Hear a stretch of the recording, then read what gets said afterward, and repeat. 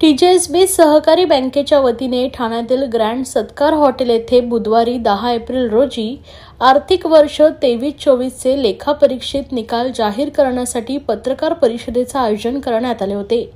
यावेळी आर्थिक वर्षात बँकेच्या एकूण रुपये 14,588 कोटी ठेवी होऊन त्यात गेल्या वर्षीच्या तुलनेत 6.15% वृद्धी झाली आहे, तर कर्ज वितरण रुपये 7,299 वरून रुपये 7,875 कोटीवर स्थिरावले आहे।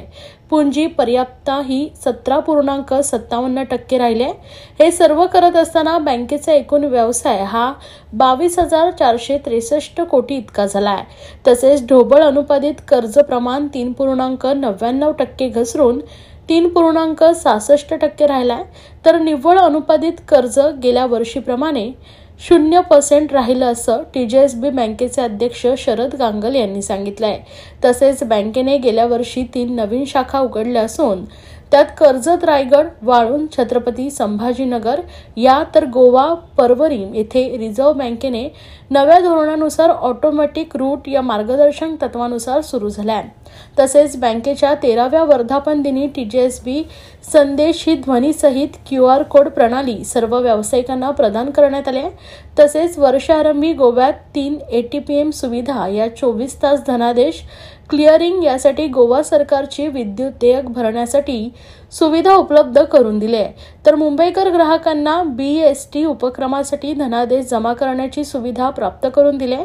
यावेळी बँकेच्या व्यवस्थापकीय संचालिका व मुख्य कार्यकारी अधिकारी शुभलक्ष्मी शिराली, उपाध्यक्ष वैभव सिंघवी, संचालक बोर्ड ऑफ मॅनेजमेंटचे सदस्य, बँकेचे वरिष्ठ कार्यकारी अधिकारी उपस्थित होते।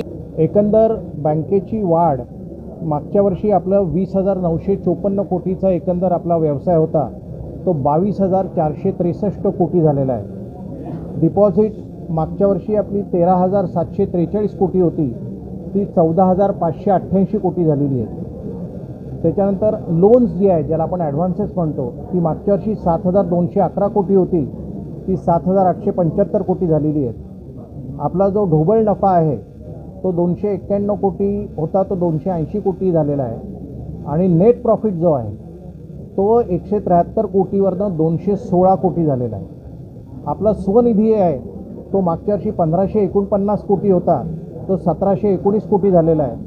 आणि सर्वात महत्त्वाचं, आपल्या वर्षी आपला मागच्या वर्षी ग्रॉस NPA हा 3.99% होता, तो 3.66% आपण कमी आणायला आपल्याला यश मिळालेलं आहे।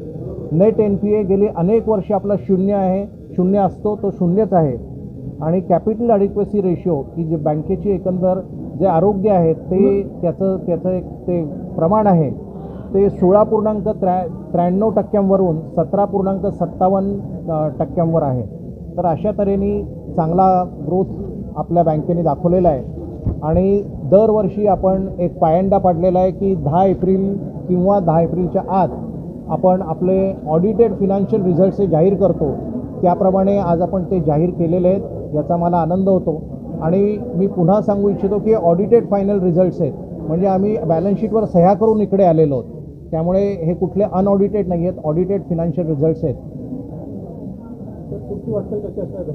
पुढची वाटचाल आपण मागच्या वर्षी तुम्ही विचारलं होतं की ब्रँचेस नवीन उघडणार का, तर ह्या वर्षी आपण ऑलरेडी 3 ब्रँचेस उघडलेल्या आहेत, आणखीन 4 ब्रँचेस उघडण्याचा आपला प्लॅन आहे। आणि त्यामुळे बँकेच्या वाढ होण्याच्या दृष्टीने अधिक ब्रँचेस उघडण्याचा आपला प्रयत्न असेल।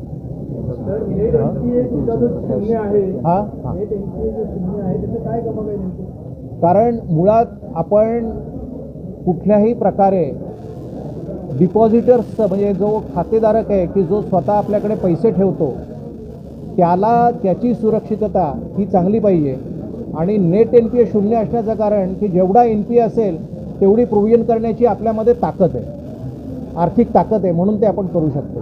आणखीन एक सांगायचं राहिलं की आपल्याला रिझर्व्ह बँकेने financially sound and well manage bank म्हणून जाहीर केलेलं आहे, आणि त्यामुळे आपण 5 ब्रँचेस ह्या ऑटोमॅटिक रूटनी उघडू शकतो। त्याच्यातली पहिली आपण परवरी गोव्याला उघडलेली आहे। त्याचबरोबर नागपूरला तुम्हाला माहिती असेल की एक मोठं कॅन्सर इन्स्टिट्यूट सुरू झालं आहे, तर तिथे असणाऱ्या रुग्णांच्या मदतीसाठी आपण स्वतः एक तिथे ऑफसाईट ATM टाकलेलं आहे। की तिथल्या रुग्णांना त्यामुळे त्याची मदत व्हावी. ब्रँचेसबरोबर हे सुद्धा आपण केलेलं. आपण आत्ता महाराष्ट्र, गुजरात, गोवा, मध्य प्रदेश आणि कर्नाटक ह्या राज्यांमध्ये आहोत.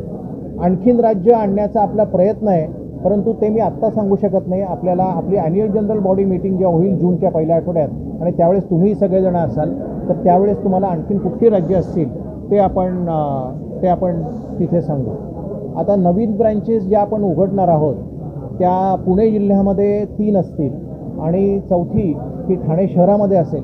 ठाणे शहरामध्ये अनेक वर्ष आपण ब्रँच उघडली नव्हती. ती घोडबंदर रोडला आनंदनगर इथे आपण उघडणार आहोत.